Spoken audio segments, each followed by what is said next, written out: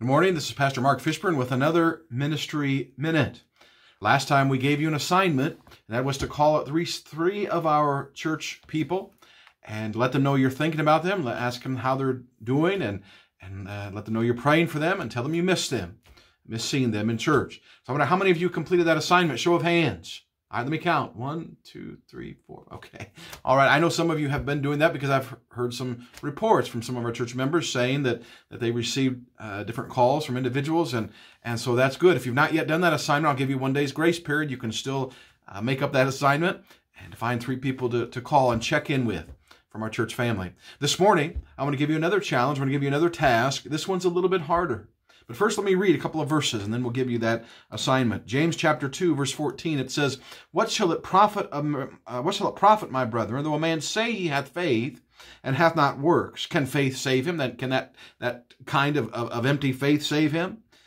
Verse 15, If a brother or sister be naked and destitute of daily food, and one of you say unto them, Depart in peace, be warmed and filled. I'm praying for you. In other words, if we want to spiritualize that a little bit.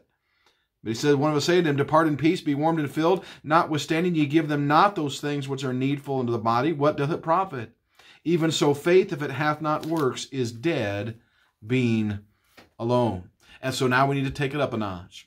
I asked you last time to call 3 people and let them know you're thinking of them, praying for them. This morning I would like to give you another task. That is to call 3 more people. This time let's focus on folks outside of our church family. Can you do that? Maybe it's a coworker. Maybe it's a friend you haven't spoken to in a long time. Maybe it's a neighbor. And if you don't have their phone number, you can maybe just go next door and leave a sticky note on their door. But let them know you're thinking about them and ask them how they're doing through all of this. And then ask this question, is there anything I can get for you? Anything I can do for you? I'll be going to the grocery store such and such a day. Is there anything you need that I can get for you while I'm there so you don't have to go out? And so that's your assignment.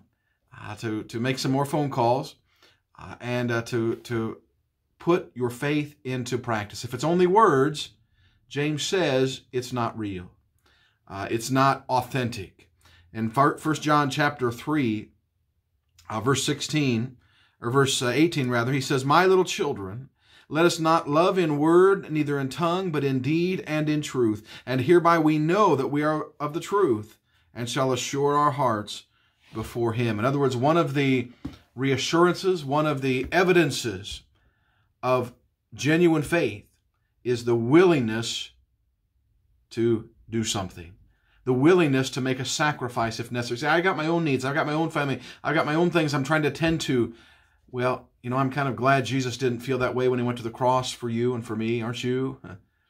Well, the question is, are we willing to not just go to church, not just say the words, and not just to say, I'm thinking of you, I'm praying for you, but are we willing to put our faith into practice? That's my challenge today. We'll see you next time here on Ministry Minutes. Have a good day. God bless.